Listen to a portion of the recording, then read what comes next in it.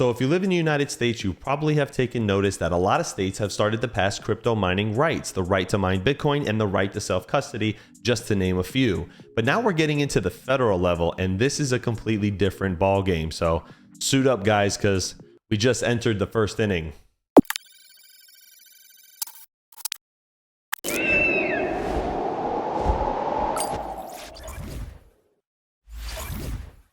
Hey guys, real quick, I just want to say that this is not a politically motivated video. I just want to give the facts on some of the bills that have been presented to Congress and let everybody kind of develop their own opinion. So let me know in the comment section below what you guys think of some of these things as the video progresses. All right, let's get into it. So the first bill that I want to talk about is the Financial Innovation and Technology of the 21st Century Act, or better known as FIT21. Now, it did pass the House of Representatives by 279 votes to 136, which to me shows that there is overwhelming support for cryptocurrency from the House of Representatives. Now, with every piece of new technology and innovation, I feel like there's blowback.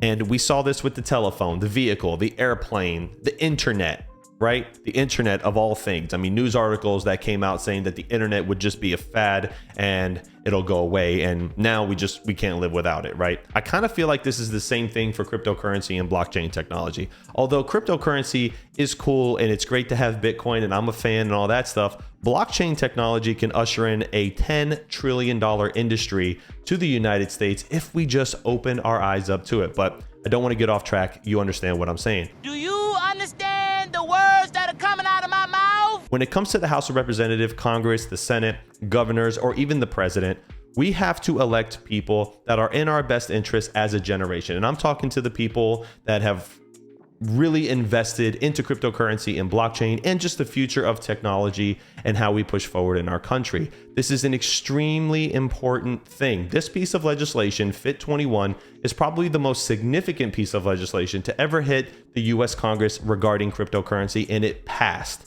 which is monumental in my opinion. One of the people that I want to give a lot of credit to is Dennis Porter. He runs the Satoshi Act Fund, and he is actively going to different states and talking about Bitcoin custody and Bitcoin mining and helping get legislation passed.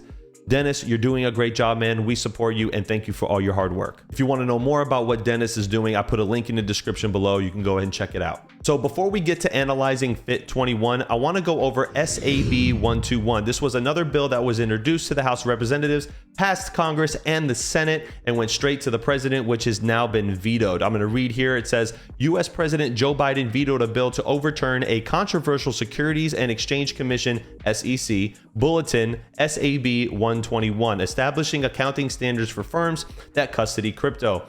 Quote, appropriate guardrails that protect consumers and investors are necessary to harness the potential benefits of opportunities of crypto asset innovation, end quote, the president said in a letter to the U.S. House. The bulletin has drawn controversy over the past year over concerns in the crypto industry that it could prevent banks from safeguarding digital assets. If you guys are interested, go ahead and Google House Bill SAB121 for more information. All right, let's get into FIT21. Okay, so I found this article here on CoinDesk.com. It did come out May 22nd, but it's still relevant, right? Because we are still pushing through with the Senate and hopefully going to the president's desk. U.S. House approves crypto FIT21 bill with wave of Democratic support. Scrolling down here, I'm not going to read the entire article, but there are some important things that I think we should know. The crypto industry recorded its biggest ever U.S. policy win on Wednesday when the House of Representatives approved a wide-reaching bill to establish regulations for digital asset markets, recording a 279 to 136 vote that saw Democrats crossing party lines to support it. That's great, right? Because now we have bipartisan support. That is awesome.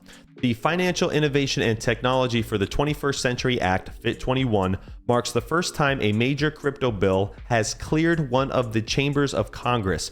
The issue now heads to the U.S. Senate, where its future is much more murkier because there is no counterpart bill. Support for such an effort remains unclear there, and the necessary committees haven't done the same level of work on crypto.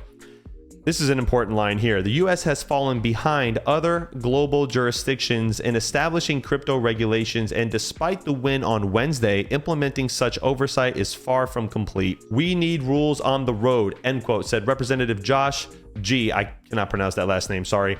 Democrat of New Jersey, one of the Democrats who bucked the opposition of the White House and the ranking Democrat on the House Financial Services Committee, Representative Maxine Waters, Democrat, California. He called it, quote, well-reasoned, thoughtful, bipartisan legislation, end quote, and argued before the vote that, quote, it's fit to become law if we work together, end quote. I really like to hear this. And this is so important because we really need common sense legislation when it comes to crypto. Just to give you guys a little bit of perspective, Representative Maxine Waters is one of those dinosaurs that I mentioned a long time ago, but we won't get into politics on this video. Overall, 71 Democrats and 208 Republicans voted in favor for the bill versus 3 Republicans and 133 Democrats who voted against it. President Joe Biden opposed the bill with a policy statement, though he didn't say he would veto the bill, as he had recently when Congress sought to overturn a Securities and Exchange Commission SEC effort to set crypto accounting policy. That's SAB 121. SEC Chair Gary Gensler also came out strongly against the legislation in a lengthy public statement arguing the bill wasn't needed and endangered existing securities regulations.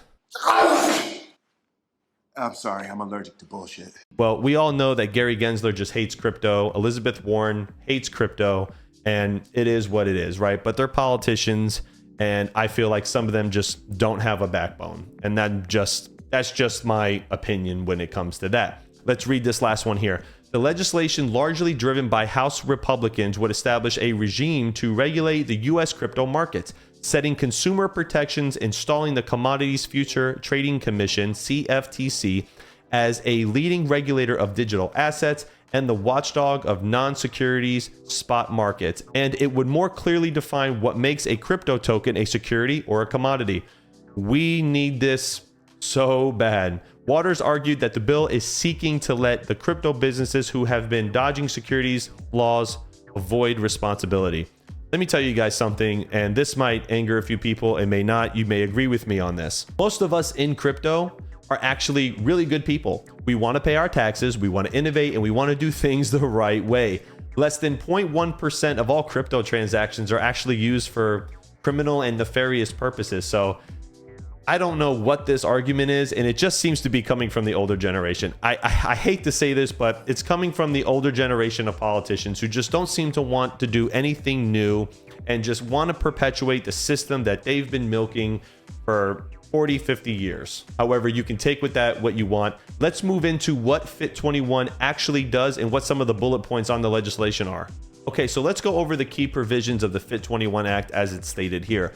FIT21 seeks to delineate the regulatory responsibilities of the Securities and Exchange Commission and the Commodity Futures Trading Commission.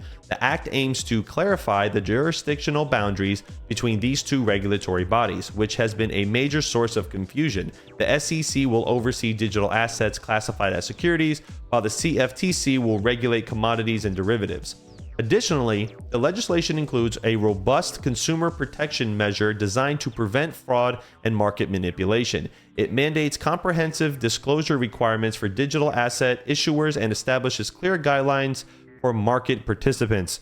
Guys, I know with crypto, everybody wants to remain decentralized and have a free market. But if we are going to innovate and bring more people into crypto and have them trust it, we need some sort of guidelines. I'm not against the government coming in a little bit and sort of granting, grants for new companies that are innovating in blockchain technology, but this is the roadmap there. I know a lot of people are going to be against that, but I'm okay with a little bit of regulation because it does bring more money into the market and does expand the industry, thus creating competition, which breeds innovation. And there we go, right? Now, what's important to understand here is the impact on the digital asset industry. Let's read here. The passage of FIT21 is expected to have a transformative impact on the digital asset industry by providing a clear regulatory framework that aims to foster innovation and encourage investment in the U.S. digital asset market. Industry leaders have welcomed the legislation, seeing it as a crucial step forward in achieving regulatory clarity and ensuring the sustainable growth of the cryptocurrency ecosystem. Challenges and criticisms. Despite the positive reception, FIT21 has faced some criticism and challenges. Critics argue that the legislation might still leave certain regulatory gaps and ambiguities. There are concerns about how effectively the SEC and CFTC will collaborate to enforce the new rules. Some industry stakeholders also worry about potential over-regulation that could stifle innovation. Well, we've seen that, right? Over-regulation, slowing down industries, forcing people through all this red tape really does slow down the innovation of technology. We know that, right? Unregulated markets can be a boost for the economy. I'm not saying you got to unregulate everything, but we shouldn't clamp down too hard either. Additionally, the political landscape poses challenge to the swift passage and implementation of FIT21. While the bill has garnered bipartisan support, it must still navigate the complexities of congressional approval and potential amendments. Future prospects. The future of FIT21 and its impact on digital asset regulation will depend on several factors. Effective implementation and enforcement will be critical to its success. Continuous engagement with industry stakeholders will also be essential to address emerging issues and ensure that the regulatory framework evolves in line with technological advancements. The FIT21 Act represents a pivotal moment for the digital asset industry, signaling a commitment to creating a stable and innovative regulatory environment. As the legislation progresses through Congress, it will be crucial to monitor its development and the implications for both market participants and consumers. If you guys want to read more about this, I will put the link below. So what does all this actually mean? Well, it's very simple. They want to put regulatory framework in place while not stifling the innovation of the industry, which is actually pretty common when it comes to legislation that's bipartisan when they work together.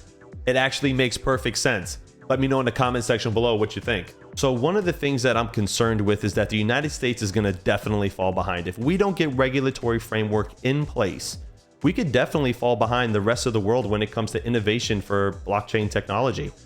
Bitcoin has moved mountains, right? It's got us to where we are now. We cannot drop the baton. We have to hand it to the next guy and continue to run. We have to get this legislation passed. We need common sense framework. Everybody in the crypto industry should be pushing for this right now. I'm not telling you who to vote for. I'm not telling you what to say to your representatives. All I'm telling you guys is that we need to band together because this affects every aspect of the cryptocurrency industry, whether you're a crypto miner, a crypto trader, or you're just hodling some Bitcoins in hopes that it hits $1 million one day. This is important to everything that we want in this industry. This is a potential $10 trillion industry, and the United States should lead the way. Guys, let me know what you think in the comment section below. Comment, like, subscribe, hit that notification bell, and I'll see you guys on the next video. Hawk out.